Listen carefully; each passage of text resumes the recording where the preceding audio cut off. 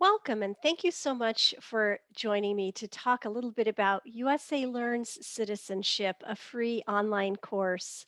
My name is Andrea Willis, and I work at the Sacramento County Office of Education. I'm the Director of Internet and Media Services, and we're a small technical development team that gets to build lots of really great websites, including USA Learns. And there are about 10 of us, and we have multimedia developers and graphic artists and videographers and content developers. Anyway, a really wonderful team to build things like USA Learns Citizenship, which is located inside the USA Learns website at usalearns.org. So, first of all, thank you so much. I'm so glad you're with me today. And I'm going to try to keep this brief because I know you're very busy and have a lot going on. So, let me just cover some high points of the course. Today, we'll be talking about, I'll be giving you a little overview of USA Learns.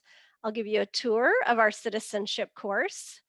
Um, we'll talk a little bit about how the course can help teachers and learners really with the challenges of, related to the naturalization interview. Talk about how learners register and how teachers can create an account and their very own free courses based on USA Learns content. So just a bit of history. So USA Learns was originally funded by a grant from the Federal Office of Vocational and Adult Education. And at the time, they wanted to know if adults could learn English online. And after offering this course, this website for so many years, we believe the answer is yes. We originally launched in 2008, and at the end of the grant, our organization, the Sacramento County Office of Education, was given ownership after a competitive process. And we're so happy to have been able to take it over because for us, it's just such a labor of love. The site has been upgraded several times under the hood with more exciting changes coming soon that I'll tell you about in a bit. And one thing I always like to share is that we are truly committed to keeping this site free. And so when I give you the tour, you'll notice some ads. And so instead of thinking, oh no, ads, think, oh good, ads, because that's what lets us pay for our programmer and server hosting and technical support and the creation of new courses and things like that. So I always like to mention that. Okay, so a few usage statistics. We've had more than 1.8 billion web pages viewed, which is really a lot, I think. And we've had 14 million website visitors come to our site. And when people come, they stay for quite a while. They stay for 23 minutes on the average, which is a really long time in website years, which are kind of like dog years. Um, and we've been accessed by every single country in the world. Okay, so as you would probably guess, our top states that use our website are the border states: Florida, California, Texas, New York, and Massachusetts. I hear they have a very big adult ed program, so go Massachusetts. And you just might see your city listed here. These are our top cities, which, as you might guess, Los Angeles is right there at the top, followed by Lake Elsinore and San Francisco and San Diego and San Jose. So anyway, those are our top cities. And I always like to share that a couple years ago, USA Learns was featured in a national study that was done by the Titan Partners, and it was called Learning for Life, the Opportunity for Technology to Transform Adult Education. And they surveyed 1,000 adult educators to try to get a sense of what products are they familiar with and what are they using. And I always love to see that USA Learns is right there in the middle. Free little USA Learns, built by the Sacramento County Office of Education, is right there in the really impressive company of McGraw-Hill and ACT and big companies like that. Okay, so let me just tell you a few basics about the site. So if you go to usalearns.org, that's the learner site. And then there's also a teacher site, which is very exciting. And that one you're going to find at usalearns.org/teacher. So if you want to create your own teacher account, that's the place for you. Okay, quick overview about the citizenship course. So it's intermediate level ESL, and it prepares applicants for all aspects of the naturalization interview.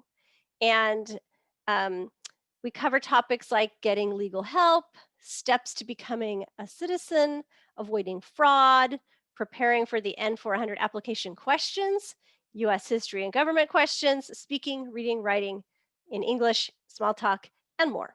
So there's lots of places you can go online and study about the civics part, but really the N400 piece is what makes our site so special, I think.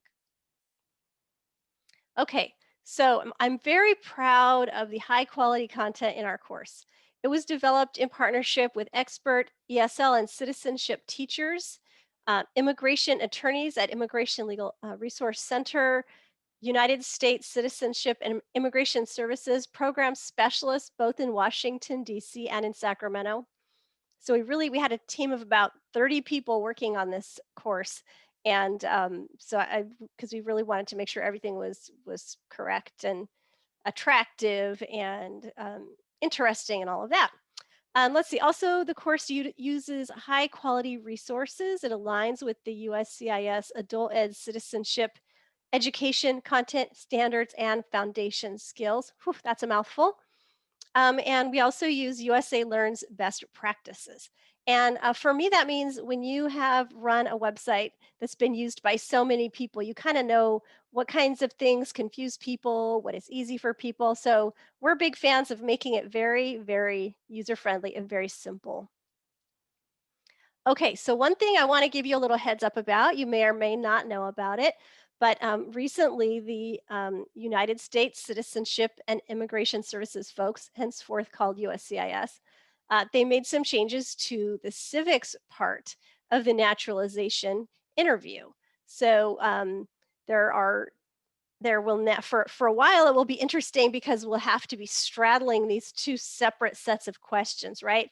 So if the applicant apply or file, if their filing date is before December 1st, 2020, they'll take the 2008 version of the test. That's the one we're all used to right now. That's the information that we have in our citizenship course.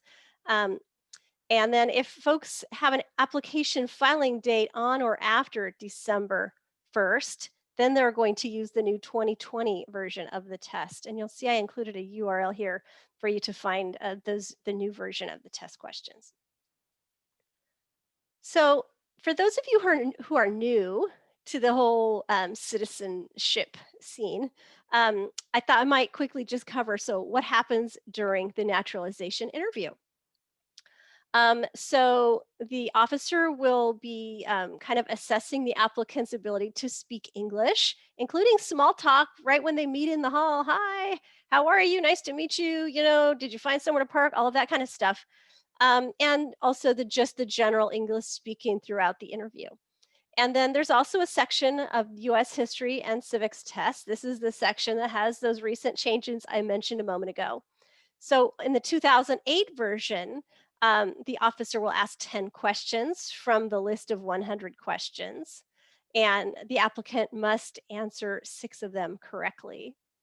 And in the newer 2020 version, there will be 20 questions asked from a list of 128 questions, and the applicant needs to answer 12 or more correctly. And I'm going to share this PowerPoint with the organizers of this conference in hopes, I'm pretty sure we can put it somewhere where you all can find these links and just click on these. So I didn't write out these giant URLs for you. There's also a reading and writing test, and the applicant needs to read one sentence aloud and write one sentence in English. They get 3 chances to read and 3 chances to write. And just FYI, it used to be so they would write on paper with a pen or pencil, and now it's actually on an iPad. So it's good if your learners can take a whirl at trying to write on a device along those lines. And as you may know, there's a set list of questions. I'm just going to click on this one. There's a set list of reading questions that the learner can be asked to read, and there's a similar list of writing questions. And then probably the part of the interview that people tell me is the most difficult by far is the questions related to the N400 application for naturalization. And as the officer is listening or is talking with the applicant, they're trying to figure out, is this person eligible for citizenship? Is he or she telling the truth? And do their answers match the ones they wrote on their application? Are there errors in the application? Are there any changes or updates, like a new address or a new workplace that needs to be updated? So, in a nutshell, that is what happens during the interview. And I always like to share this lovely quote from Jennifer Gagliardi. She's a US citizenship teacher who I truly appreciate working with. And um, she shared this lovely quote. Basically, she says she's not aware of another free resource that is this in depth and prepares applicants for all aspects of the naturalization interview. I just love that. Thank you, Jennifer. Okay, so I always enjoy talking with teachers, and I wish I could have a conversation with you now. Um, to get a sense from them, what are the most challenging parts of the naturalization interview for their learners, and what are the hardest things to teach, as a teacher. And so, a few things that they have mentioned to me over the years is, there's a lot of difficult vocabulary. So that's one thing we cover in our course. Um, Also, the whole English speaking is tricky, including small talk. So we have some really nice pieces on small talk and lots of speaking and listening opportunities. And there's the very challenging part 12 of the N400 application. All of those questions about have you ever committed genocide or homicide, or have you ever, all those questions that are very difficult, both from a vocabulary perspective and just conceptually difficult, I think. Then there's also those questions about illegal activities. And again, tricky vocabulary and also difficult if someone has actually committed some illegal activities. They need to figure out, how do I talk about that, truthfully and accurately with during my interview. We've got those questions about, how long have you been outside of the US? Those are tricky. I mean, if someone asked me that question, I couldn't even answer that today. I'd really have to prepare for that one. I bet you would too. And then there's just the general stress of the interview and the unknowns of it. So I'd love to hear from you. If you have other things that you think are really tricky about it, drop me a note. I'd love to add your ideas to my list. Okay, so enough of me talking. How about let's take a tour of the learner site, which is located, as I said, at usalearns.org. Okay, so here we are on our home page, and you'll notice we have a big red Start Now button, and that is where a learner would click if they're going to register, if it's their first time coming to our site. And in a minute, I'll show you a little bit more about how to help your students register. And then we've got the Sign In button, and I've been here about a million times, so I'm just going to sign in with my learner um, account info. Okay, so here I am on the My Home page. And as you'll see, we have our citizenship course and just some little bit of bonus info for you. We also have several other ESL courses, with the easiest one being the first English course, um, followed by English 1 Plus and second English course and practice English and reading. And we also have our new skills for the nursing assistant course. Okay, so let me show you. So I'm going to imagine I'm a learner. Okay, so I'm going to check out our unit menu. Okay, so we've got 4 units: steps to becoming a US citizen, the N400 interview practice, civics reading and writing practice, your interview, and new citizenship. So I'm just, well, let me point out a couple of things while we're here. So you'll notice we have this column here called completed. And if a learner has not started a unit, you'll see just an empty white box. If it's half blue and half white, that means they've started it. They've at least done something. And if it's all the way blue, as you'll guess, they've completed it. And once they've completed a unit, there will also be scores in this column. So, all right, so let's just take a little tour. So here we are on the lesson menu for the Steps to Becoming a US Citizen unit. We've got Become a US Citizen, First Steps, and Be Prepared. So we always start with a welcome video, so people have, feel welcome and have an understanding of what this course is about. We also have learning goals and lots of audio. I'll just play a little one for you. In this lesson, You will learn about the reasons to become a U.S. citizen. You will also learn about the requirements for becoming a U.S. citizen. Yeah, so typically when you have audio, you'll also be able to read the text. So we reinforce both the reading and the listening skills. So this is a little piece on why become a citizen. So some of the benefits of doing it. We've got lots and lots of lovely videos or animations that we've created. I'll show you just a little piece of it, and I'll do some fast forwarding so I don't have to listen to the whole intro. It's lovely and all, but okay, here we go.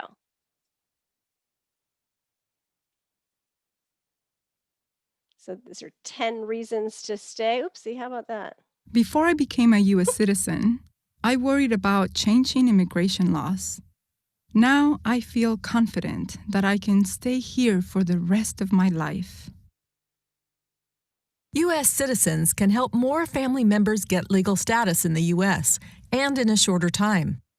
After I became a citizen, my mom came to live with us from Taiwan. So that's a little sampling of that.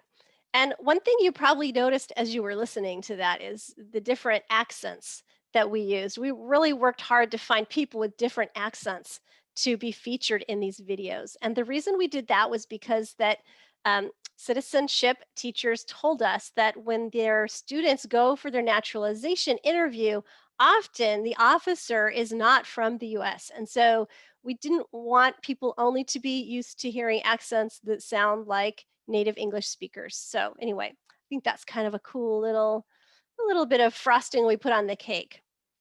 And then we have lots of comprehension questions. So here we have, why become a citizen?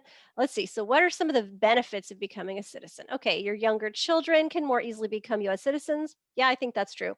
You can help family members come to the US. Yeah, I think so. You can travel with US passport. Yes. You can vote. Yes. Woohoo! Okay, so you'll see these 2 stars down here. That's because I got it right on my first try. And if I would have answered incorrectly on my first try, I would have, and then I got it right on my next try, I would get 1 star and my score would reflect that. All right, so while we're here, let me show you something. My very favorite button in the whole course is the next button. And it sounds kind of silly to get excited about a next button, but by clicking this button, many, many times, your learners can literally get through the whole entire course. They do not have to be computer geniuses. They don't have to be, website navigation experts or anything. They can pretty much get through the whole course by hitting next. Okay. So another thing I'll point out here is the vocabulary. We have a lot of vocabulary words in here, and we put a lot of effort into all of the imagery that goes with them and all of the audio files that go with them. So this is USCIS. USCIS. So you'll notice we have a definition and we have a sample sentence for each word. Naturalization, at least, requirement. Okay, so let's just take another. Oh, I meant to show you. Here's another button I really like. It's these menu buttons. So sometimes it'll say unit menu, sometimes it'll say lesson menu, but whatever it says, if you want to go back a level, click that button and that it will take you back a level. Okay, so let's see here. Let's go in the hope of conserving your time. Let's just go quickly here. So we have a nice piece about the N400 form. That's the application that one completes to apply to be a citizen. And we have links of where they go to get it, because one thing we've heard is there are a lot of scammers out there who try to sell the free form to our learners and things like that. So wherever we can, we have links to the correct pages on the USCIS website. Also a nice little piece about, so what happens after you apply, right? So you might have to go and do your biometrics or get your fingerprints and your photos taken and that kind of thing.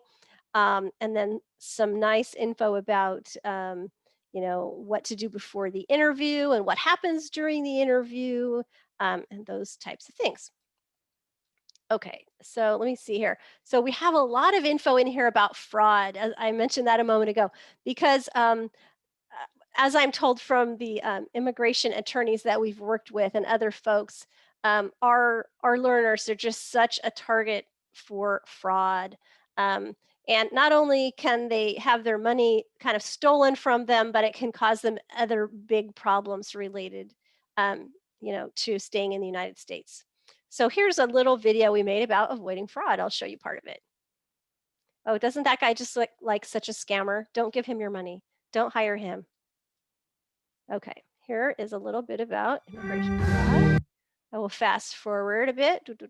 Okay. Scam. With this one, the scammer says something like, "Look, if you've been in the United States for 10 years or more, you qualify to get a green card. You need to pay me money to apply." If someone tells you this Don't lie, do it. do not give them any money. They cannot apply for you. Only a judge can allow you to stay in the U.S. if you have lived here at least 10 years. It is very hard to get this approval, and it has many requirements. You cannot apply for it unless you are So you already get the in idea. immigration. There's lots of other scams that we cover too. It's definitely worth checking that out. Okay, so we also have some information about resources for studying, because some learners don't realize they need to study before they show up, and so we definitely want them to study and be prepared. And that's where our USA Learns Citizenship course comes in very handy.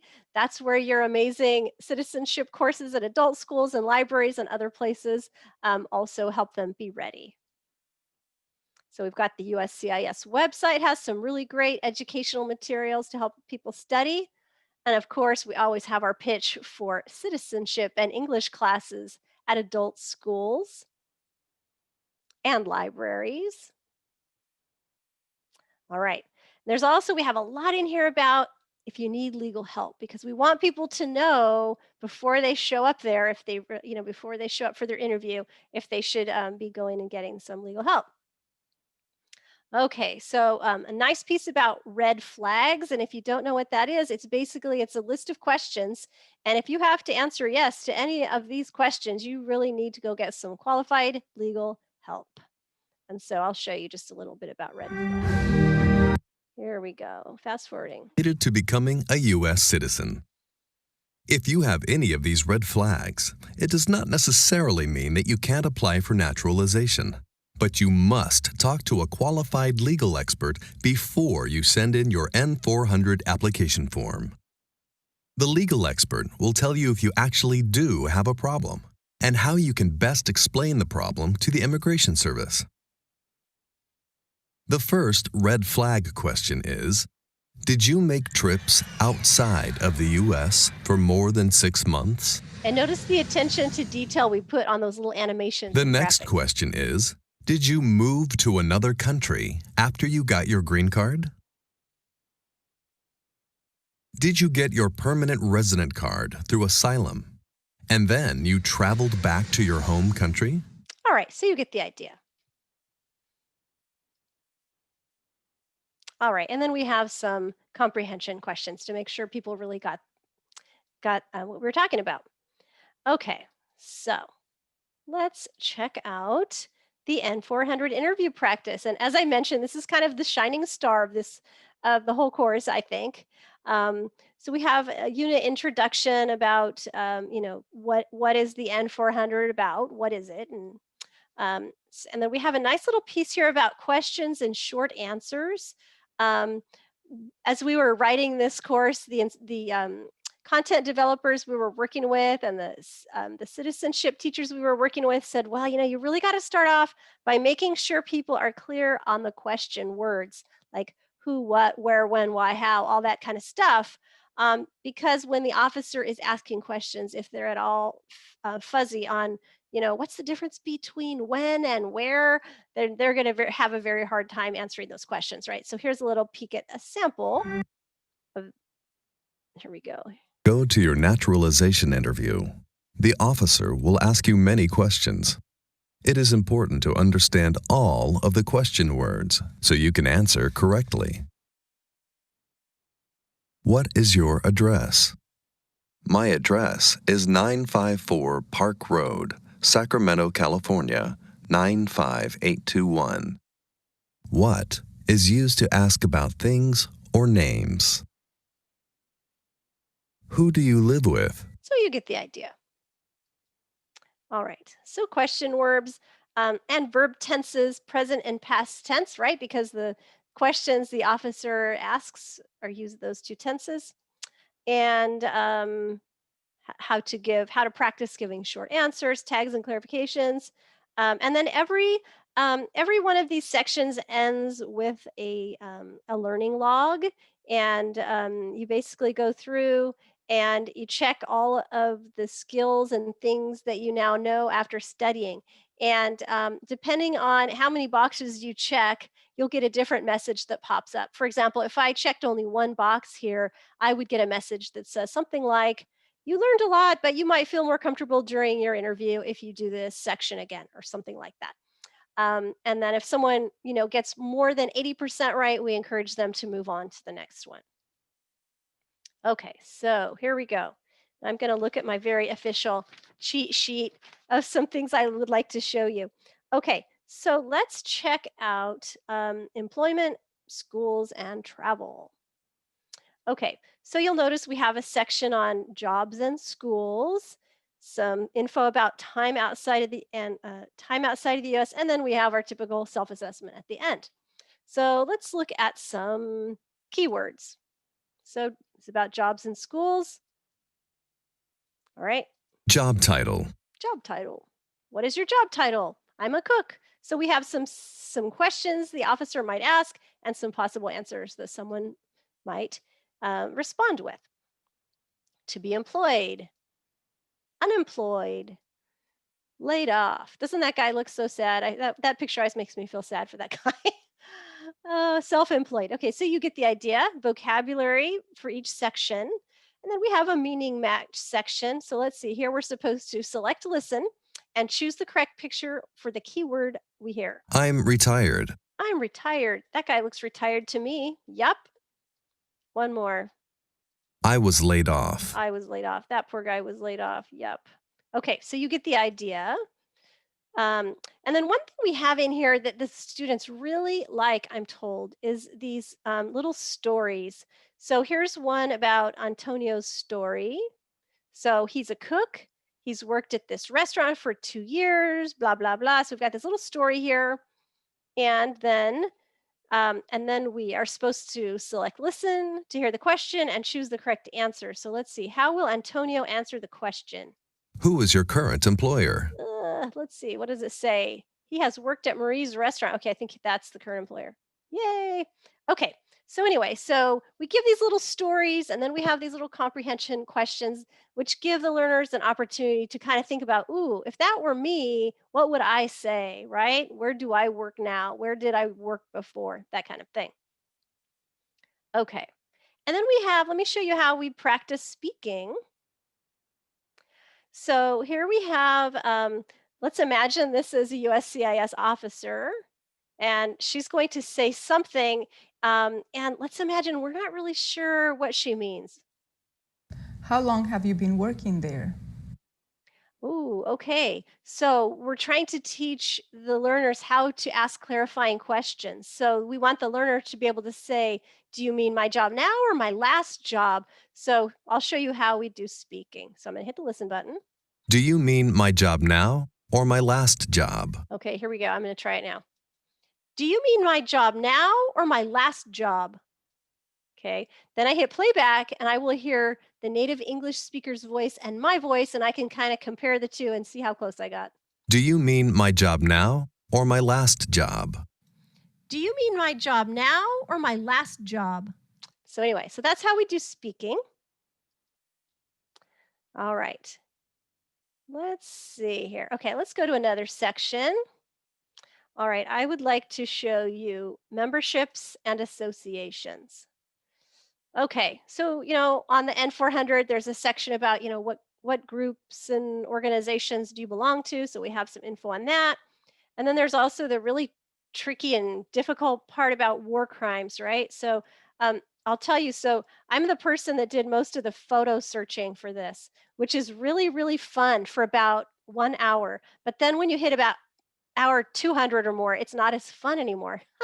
So anyway, so let's see. So here, this is my take on persecute. maybe that guy looks like persecute. So to treat someone cruelly or unfairly or hurt them because of different beliefs. And one of the questions the applicants might be asked is something like, have you ever persecuted any person because of their race, religion, national origin, social group, or political opinion? Those are not easy questions or easy words, are they? And one thing I've heard, which I've heard this from many people, is that so let's say I'm the applicant and let's say I say no, and maybe I don't really know what that means. I don't really know what persecute means. The officer can say, oh, well, what does persecute mean? And I need to be able to explain it in some fashion. So we really want the learners to be prepared with some language, some vocabulary to be able to kind of explain simply and briefly what these words are. Genocide. That was probably the hardest picture out of all of them for me to find, I'll tell you that. Torture. Kill. You get the idea. Okay. We've got military groups. Okay, here we go. And everybody wants to hear about illegal activities, right? So we have some info about criminal records and crime. And as I mentioned before, if your learners do in fact have some kind of criminal record, that is something we want them to be able to talk about and explain and be truthful about, right? Because the officer will pretty much know if they have a criminal record. They're sitting there looking at their computer. So here's one little story. Here's Paul's story. Let's see what naughty thing Paul did and how he talks about it. I'll play a part of it. 7 years ago, Paul was stopped by the police after he had been drinking at a party. The police took him to the station and he spent the night in jail. He had to pay about $9,000. The judge didn't give Paul more jail time. All right, so that you get the idea. So now we have to listen to the question and select the correct answer. Have you ever committed, assisted in committing, or attempted to commit a crime or offense for which you were not arrested? No, officer, I have not. Okay, oof, I got it right. Okay, let's do one more. Um, Have you ever been arrested, cited, or detained by any law enforcement officer, including any immigration official or any official of the U.S. Armed Forces, for any reason? Unfortunately, officer, yes, I have. Okay, so there you go. You get the idea. So that's how we kind of try to teach, um, learners how to talk about those things. So various stories, I think, and the teachers tell me that their learners really do love those stories. Sometimes I think there's one in here about some lady who maybe had two husbands or something. Anyway, I'm fuzzy on the details, but I do know that the learners really do like those stories. Okay, moving on. Okay, so that's a sampling of the N400 section. Okay, so let's look at civics reading and writing practice. So you're probably familiar with the 100 questions that learners have, been studying, and there's the lovely box of red flashcards. Well, when we designed this section, we basically took that box of flashcards and we went to a big long conference table, and we kind of made these little piles of categories like, oh, look, this one looks like it's about US geography. Oh, this one's about early America. So we made our piles. And so that's how we came up with these lesson categories. So as you'll recall, I mentioned a bit ago that there are some new questions that have recently been released. And so the questions and the content we have here are, you know, um, very tightly tied with the 2008 version of the questions. I do think a lot of them still apply, and it's all still fabulous practice, but we will in the near future, be assessing, okay, so what do we do about those new questions, and how do we modify our content for it? But for the time being, um, so we've got US geography, early America, Declaration of Independence. Let me just show you. Here's one, difficult times and great leaders since 1900. So, we've got our, like always, lots of vocabulary. So here's how we showed the word during, right? So imagine if someone said to you, said, okay, quick, draw a picture that looks like during, right? What would you draw? Well, here's what we drew. So attacked, the Great Depression, economy. Anyway, so there's our vocabulary for that. Let me show you how we do. let's see, we've already talked about, I showed you how we do the speaking, and this is the same way we help learners prepare for the reading part of their test. So here, let's just do one of these reading activities. Okay, so I'm supposed to select the listen button to hear the text. Okay, here we go. How do we pay for the government? Okay, now I have to say it. How do we pay for the government? How do we pay for the government? How do we pay for the government? So yeah, that's how we do reading. And then let me show you how we do writing. So most recently, when the learners go to take their test, they'll have to actually write on an iPad. So it's good if your learners have some kind of practice with that. I know that's tricky during these times, right? When folks are at home. Um, but anyway, here's how we do it because we're a computer and it has to either Most people be have right to or pay wrong. taxes. Oops, hang on. Most people have to pay taxes. Okay, so I have to type what he said. Okay, so I'm going to click on the line. Most people have to pay taxes. Okay, so then I'm going to check. Okay, so I get a red where it's incorrect. And we're picky graders. It has to be capitalized, at the beginning of a sentence. There has to be a period at the end or a question mark or whatever. It has to be punctuated correctly. And so hopefully I've fixed my error. I'm going to hit check. Yay, I got it right. Okay. All right, so moving on. Let's see here. Then we've got our typical self-assessment at the end. Okay, so that's a little peek of the civics section, not to take up too much of your time.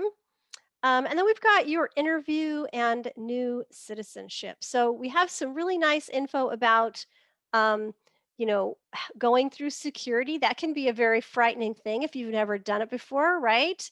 You're going into this scary government building, and we want people to kind of know how that process works. So we've got some key words about it. Take off or remove your jacket. Put your cell phone in the tray, pocket. So all those kinds of words. Also some info on directions in the building and what happens in the waiting room. And then greetings and small talk. As I mentioned earlier, small talk is a really big part of the interview. So we have some nice little pieces about meeting when you meet the officer, what kinds of things might you say? Some small talk videos about, where did you park? How was the traffic? That kind of thing. How was the weather? And some nice info about swearing in. We want people to know what they're being asked to do. Before your interview officially begins, the officer will put you under oath or swear you in. This means that you will promise to tell the truth. So a little bit of info about how the interview begins and understanding requests like put your papers on the table, that kind of thing. Show me your identification or whatever. Okay, so let's see. Then after your interview, we want to make sure people understand about the ceremony, that they really need to go to that. And then what are the next steps, once they've done, you know, attended the ceremony and said the oath. They can register to vote and apply for a passport and update their records and sponsor family members and some really nice little info about their new freedom. So that is a peek at the course. There are a couple other things I want to make sure that you are aware of. So one question that teachers ask often is, how do my students register for this course, or really any USA Learns course, right? Okay, so just real quickly here, first thing they do, go to usalearns.org. That's important. And if it's their first time, they're going to click this big red Start Now button. And we're going to ask them to use a real email address. Don't use a fake one, because after they fill out the form, they will get an email that they need to check. And I'll show you that in a moment. So really, when students register, we ask for very little information. We just want to know their email address, their first name, their last name, and we want them to make a password that they will remember. We don't want to know their physical address where they live. We don't want to know anything else. So hopefully people don't feel nervous by putting in that limited amount of information. Okay, so after the learner fills out the little registration form, they need to quickly just go check their email. And in that email will be this big old link. And we want them to click the link. And this lets them confirm their account. It helps us make sure they're a real person. And one reason we really like it, and they really like it too, after the fact, is that when they forget their password, which they will, then they can use the forgot your password feature. Otherwise, they end up emailing us, and we get so much tech support from folks who don't do that. So please have them check their email. And then they can sign in. Just the blue sign in button. Ta-da! That's it for students registering. Okay, so here are some tips from a wonderful teacher I work with named Elisa Takeuchi. And she has her students write the needed registration information on a piece of paper before they actually go to the website. This will help them keep track of their email address and their password. So next time, even after they register, next time when they try to come in, they'll have that info, which that was such a great idea. And sometimes she'll have them use forced passwords like ID numbers or the room number or the teacher's name or something like that that they just really won't forget, or they can easily figure out if they do forget. And she kind of has a little mantra she does with them, which is they register, they check their email, and they sign in. Boom, 3 things. So anyway, love those tips from teachers. Thanks, Elisa. Let's see, here's a question that comes up really often is, how do I, as a teacher, preview a course the way a student would see it, right? Because the way we have it right now, it's really 2 separate things. There's the teacher side and there's the learner side. And so basically you would go to usalearns.org and you would create a student account. And you would need to use a different email address than you use on the teacher side, because the email address is the unique identifier that we use to keep everybody straight in the system. So anyway, so have another email address up your sleeve ready to go. Okay, another question is, how do I as a teacher register and create my own courses in USA Learns? So let me show you that. So basically, you will go to usalearns.org/teacher. And when you want to make your teacher account, go here, because we have so many teachers accidentally go to the wrong place to try to create their teacher account. And then it's all discombobulated. So anyway, this is the place. Click the big red register button, as you would obviously guess. And then you're going to complete the really easy registration form. So your email address, your first name, your last name, your alias. That just means, what name do you want your students to see when they log into their site? Are you Mrs. Smith? Are you Sally? Who are you? To them. And you're going to pick your country and what kind of agency type. Maybe you're an adult school, maybe you're a library, whatever. Agency name, and create a password that you can remember and put it in there twice. And then just like the students do, the teachers also need to quickly go and check their email, click the big long link, and now you can use the site. Okay, so let's imagine we've done that. We're registered and we're in. Okay, so here we are.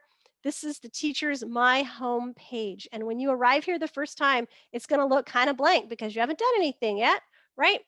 And so the first thing you're going to want to do is to start a new class. And that's why we cleverly named that blue button Start a New Class. Okay, so just let me give you a couple tips about that. So basically, you're going to name your class, whatever you want to name it. And this is a pull down menu here. If you want to make a citizenship course, click on that, select USA Learns Citizenship. Describe your class. It does not have to be anything amazing, just something there. Put a start date. Today is always a good day to start, I think. And then I suggest that you do not put an end date. I mean, you can if you want to, but on that date, it will end and nobody will be able to log in. So unless you have a really good reason why you specifically want it to end on that date, I would suggest just leaving it open. Don't put anything there. And then boom, create my class. Okay, now there's this thing on the teacher side called a class key, and you'll see it here once you've created a class or more. So the class key is very cool. It's the magical thing that connects the teacher account with a student account. Okay. So let's imagine you have a class and you want to be able to monitor their progress and see their scores and see how much time each student has spent and pull reports and that kind of thing. So you're going to give this code, it's an 8 character digit, whatever code to your class. Okay. And you can email it to them, you can tell it to them via Zoom, you can text it, whatever, however you want to get them that code, go for it. Okay, so now let's imagine for a moment that I am a learner. Now I'm a learner. I'm logged in here. I'm a learner. I want to be in your class. And you gave me that class key, remember? Okay, so here I am on my home page. I'm going to click enroll in my teacher's class. Click.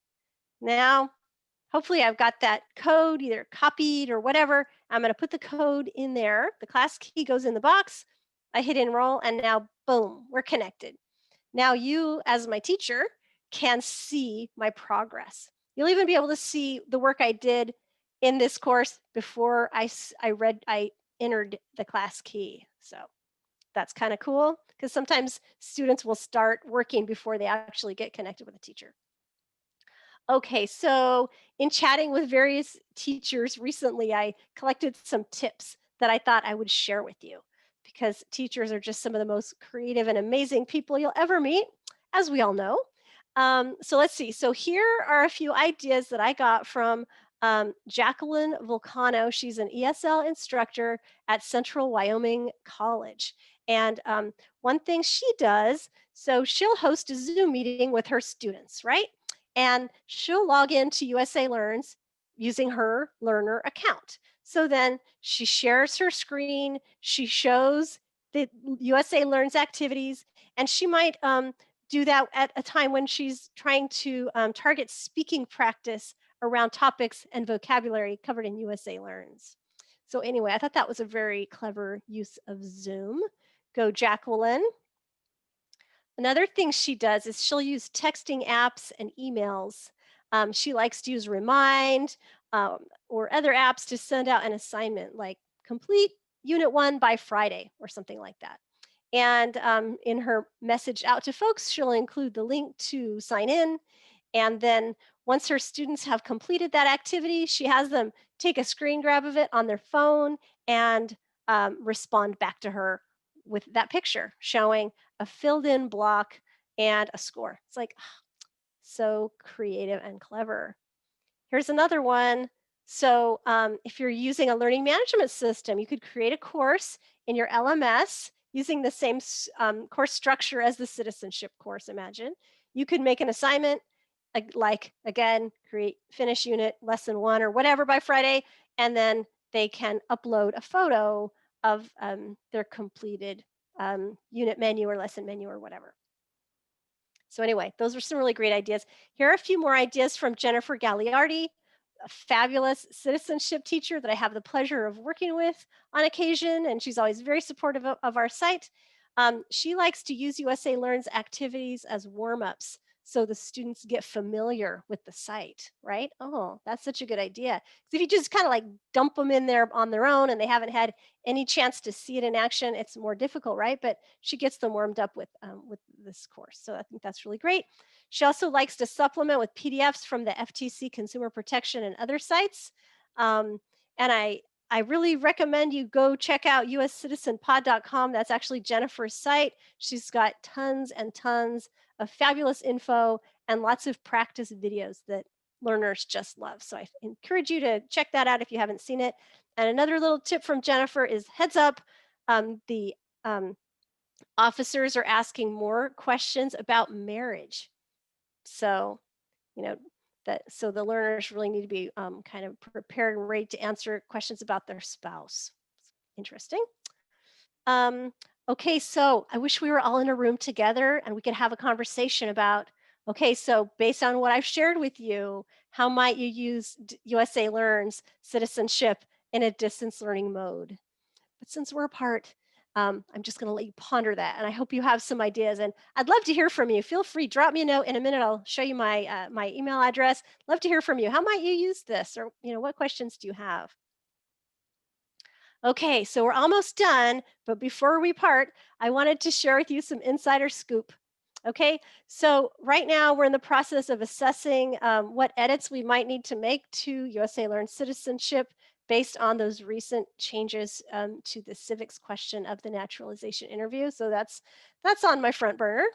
Um, some exciting news. We recently launched a new course in USA Learns called Skills for the Nursing Assistant.